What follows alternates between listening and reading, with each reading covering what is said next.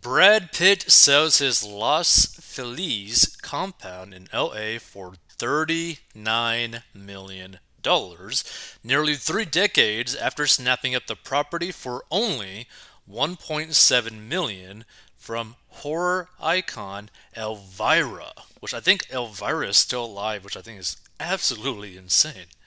But wow, yeah, so 39 million to 1.7 million. Hold on, let's do the little calculation. So 39 minus 1.7 divided by, let's just say, 30 years. That means he was on average making like 1.24 million dollars in terms of like the value of the home every year. It was basically like doubling every year the value of the home. That's that's pretty insane. Brad Pitt is officially bidding farewell to his Los Feliz, California compound after owning and remodeling it for nearly 3 decades. The actor 59 recently sold it for 39 million, dollars, which is a far cry from the 1.7 million he shelled out when he bought the home from horror icon Elvira back in 1994 as per TMZ. The property was originally listed for 45 million in January, but it's unclear what led to the price drop. Probably him wanting or needing money. Pitt famously resided in the home with his ex-wife, Angelina Jolie, and their 6 kids prior to their 2016 split, but he also occupied it independently for many years.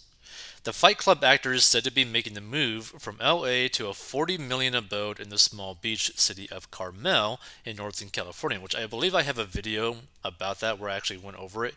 I didn't really like his house in Carmel for some reason. Like for some reason it just didn't seem nice to me, even though he spent 40 million on it. But apparently, the city of Carmel is an extremely beautiful place, which, funny enough, is also ran basically by Clint Eastwood. But what I kind of wonder is like, when you are Brad Pitt and you've made the type of money that he has made, what do you even do with your money? Like, because you must be making so much money in terms of like royalties from all the stuff that you've done. It's like little different, like, it's basically little different books that he's made, although technically not books, it's technically movies. But it's just basically like, okay, let's put it this way. He basically created different money printing machines that are constantly printing him money every month, every year, etc. Right? So it's like when you're making like ungodly amounts of money all the time, what is your viewpoint on money? Like I'd love to like understand what Brad Pitt or like people of his caliber in terms of like how much money they're actually making. Like what is your viewpoint on money? Like has it changed? Because like we're talking like crazy amounts of money here, you know? Let's see. So, Measure ULA will require those selling off properties worth more than 5 million to pay a 4% transfer tax. Wait, what? The hell did I just skip? Oh, okay. So it comes just ahead of the April 1st start date for LA's new mansion tax, which is reportedly the reason for the recent uptick in A-listers fleeing the affluent area. Mmm. Okay, that makes sense. So you're going to have a whole bunch of people just like getting rid of all of their properties in LA. It's going to get worse. Like LA is literally going to get worse. That's hilarious. So Measure ULA will require those selling off properties worth more than $5 million to pay a 4% transfer tax, and sales that exceed 10 million will have to pay a 5.5% tax. And the money will go towards public housing in the hopes of tackling the growing homeless crisis in LA. And the city has set a goal of 1 billion as reported by Yahoo. But here's the thing. This is the thing that I don't understand. California has such a massive budget to help battle the homeless problem, but they can't do a goddamn thing. Like they just literally just burn money. It's just so stupid. So it was reportedly built by an oil baron back in 1910 and is the place where rock legend Jimi Hendrix penned his 1967 hit May This Be Love. Brad has spent years renovating and building new additions to the property with a team of world class architects and designers. And the interview with a Vampire Star was said to have been very involved in the designing process as to create his perfect abode. To expand the acreage, he purchased a number of adjacent lots. The property's main house is a whopping 6,700 square feet with 5 bedrooms and 5 bathrooms, and the California craftsman style abode has gray roofing and brick chimneys. There's a cobblestone driveway that transitions to a walkway that leads straight to the front floor, and an abundance of trees of other lush landscaping allows for optimal privacy. And I mean that's like a pretty nice setup. I that would probably be actually a pretty nice place to like live. But man, spending that type of money. So there's two swimming pools located to the right of the property with a jacuzzi, as well as a large koi pond. Interesting. So there's also a movie theater, a garage for Brad's motorcycle collection, and at least 4 guest houses. Sources claim that guest houses were each made to be 2 bedroom, 2 bathroom residences. Pitt reportedly boasts a $100 million real estate portfolio that includes his half of the 160 million French winery he co-owns with ex-wife Angelina, according to Velvet Rubs.com. I think that's kind of weird that you still like co-own a winery with your ex-wife. That seems kind of weird to me.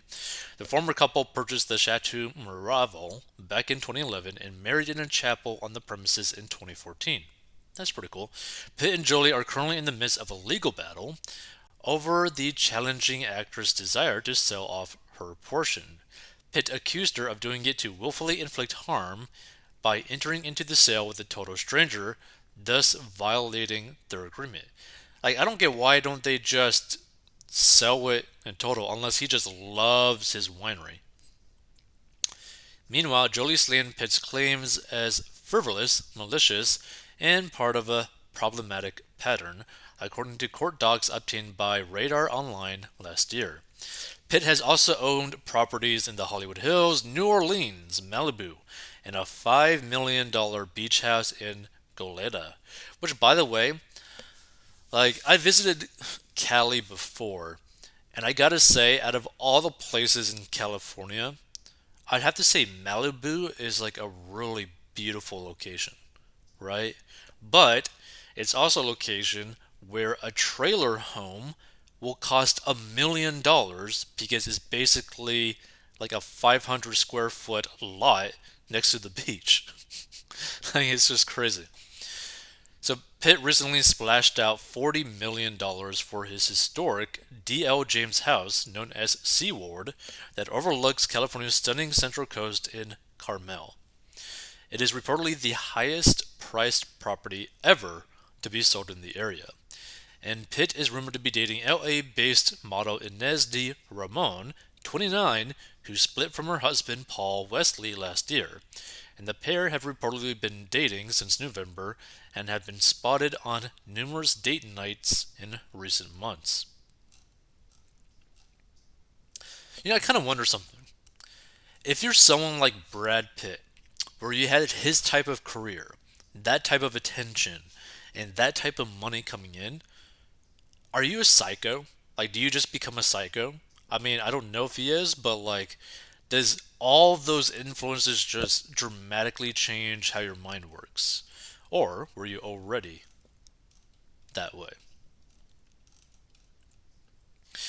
So, a source told Daily Mail that Pitt has already introduced Inez to most of the 6 children he shares with Angelina, and that he and his new partner have been a source of support to one another after bonding over their respective divorces. And despite finding love again, Pitt is still tied to Jolie as their years long custody battle rages on. It's taken nearly a decade, and now 3 of the pair's 6 children are of legal adult age. That is so insane. Pitt and Jolie share sons Maddox 21, Pax 19, Knox 14, and daughters Zahara 18, Shiloh 16, and Vivian 14. Like, at this point, Why not just stop the whole custody thing? Like, you guys have probably spent millions upon millions upon millions of dollars for court work, for legal work, and these lawyers are just bleeding you guys.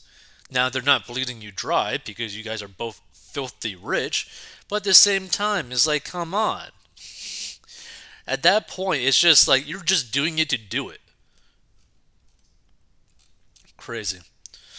Feel free to give your thoughts on this. If you want to learn how to get a debt and how I got a debt and grew my net worth, go down below. If you were as filthy rich as Brad Pitt, what kind of house would you buy?